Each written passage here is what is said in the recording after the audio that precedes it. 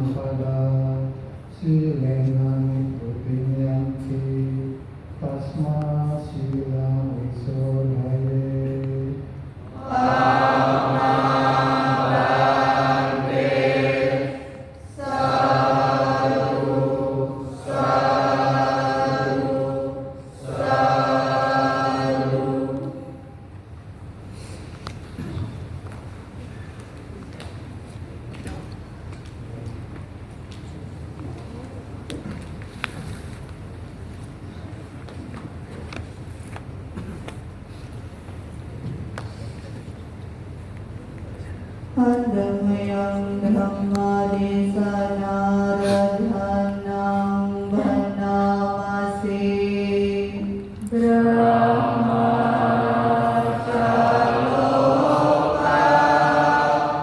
Nivati Sahampati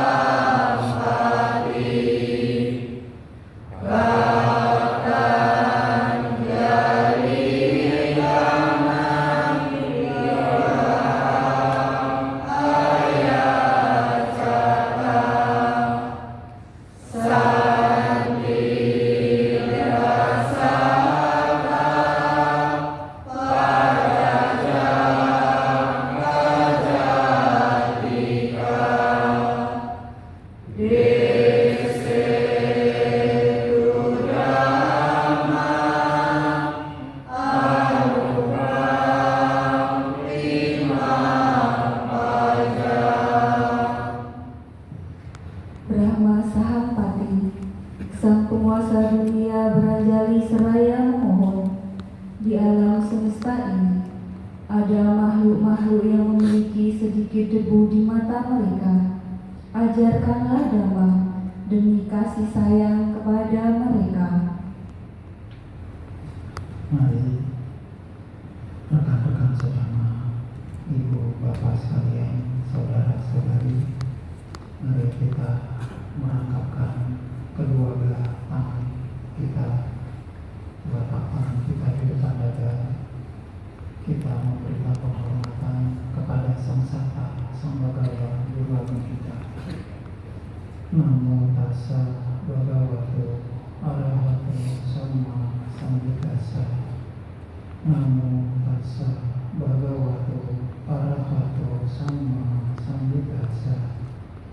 Namo tassa bhagavato arahato sama sambuddhassa. Buddham dhammam sangham namassa. Selamat sore menjelang malam. Semoga pada kesempatan kali ini dalam keadaan yang baik, dalam keadaan yang sehat, sehingga dapat mencerna dari apa yang akan disampaikan walau beberapa menit ke depan. Dan terimalah salam kasih dalam Dhamma.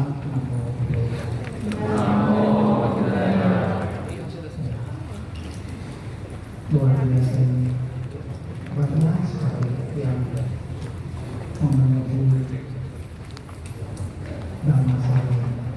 Ya, semoga di minggu selanjutnya ya, saudara-saudari bisa untuk datang ke wihara untuk mendekatkan diri kepada Dhamma. Ya, mudah-mudahan ya, melihat semangat dan kemauan daripada upasaka-upasika sekalian Indonesia datang ke tempat ini. Ya, pada kesempatan yang lalu saya ini menyampaikan para bawa sutta. Ya, para bawa sutta ini terdapat di Sutta Nipata. Ya, nomor 6 Uragawaka. Tidak apa ya, bagi yang minggu kemarin saya ulang sedikit agar para adik-adiknya, para mahasiswa ini dapat mencatat ya apa yang disampaikan dan menjadi lengkap. Nah,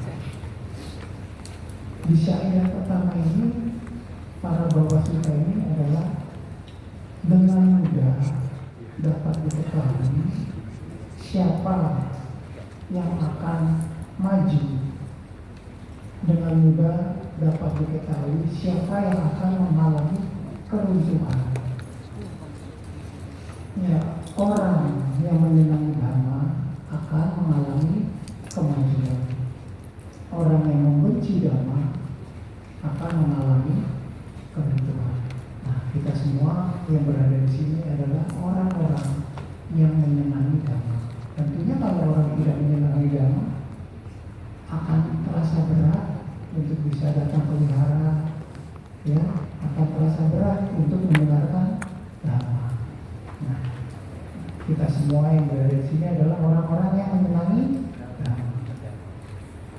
Lalu yang kedua, syair yang kedua, senang bergaul dengan orang jahat, tidak senang bergaul dengan orang baik.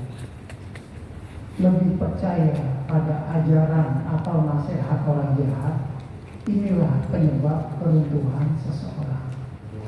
Jadi orang yang berkumpul, bergaul dengan orang-orang yang jahat, tentunya dia akan ikut melakukan jahat. Tentunya dia akan lebih menyenangi nasihat-nasihat orang jahat. Jadi perlu dihindari berkumpul dengan orang-orang yang jahat. Yang ketiga ini, syair yang ketiga, gemar tidur, ya, pemalas, senang bicara, cerewet, ya, terus mudah marah. Inilah penyebab keruntuhan seseorang. Ya, gemar tidur misalnya lagi di kelas, ya, ada pelajaran, baru duduk, ya, gemar tidur. Nah kalau di kelas, ya, dosennya ngajar di belakang kita ribut sendirian, cerewet. Gitu. Kalau orang senang bicara, kumpulnya sama apa? Orang senang bicara, ya. Guru dosennya lagi ngajar, kita cerewet di belakang, ngoceng aja. Jadi dosennya lagi apa, kita enggak. Kalau giliran ujian mendadak, bisa nggak kira-kira? Enggak, karena kita senang bicara, ya. Karena kita senang bicara juga mengganggu teman yang lain yang mau belajar. Itu, ya, gemar tidur, pemalas, ya, cerewet. Nah pemalas nih, mau datang ke kampus, wah masih pagi, belum ada membuka gerbangnya. Wah masih pagi, makin jelas siang. Bila udah siang telat masuk, udah siang telat, aja minggu depan ke kelasnya. Nah, kalau orang pemalas ini juga salah satu penyebab dari keruntuhan. Mudah marah. Mudah marah, kita ini akan disenangi orang apa tidak kalau orang suka marah? Enggak, ya. Enggak ada yang mau senang sama orang yang mudah marah. Nah itu, gemar tidur, pemalas, senang bicara, suka marah, inilah penyebab keruntuhan seseorang. Lalu syair yang keempat, meski mampu, ia tidak menyokong ibu dan ayahnya yang sudah tua dan lemah. Inilah penyebab dari keruntuhan seseorang. Jadi saya hanya bisa berpesan kepada kita semua yang berkumpul di sini, jangan lupa kepada orang tua. Kita harus punya pemikiran, kita lahir dari air susu orang tua. Kalau kita sakit, pilek. Nah, apa yang dilakukan orang tua?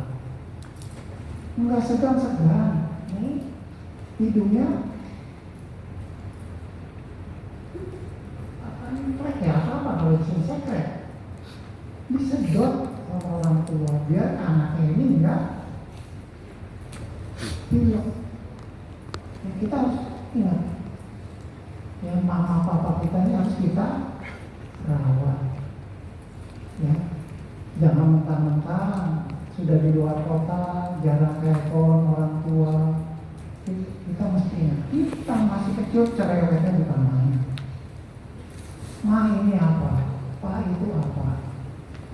Ya, mama papanya mungkin udah bosan.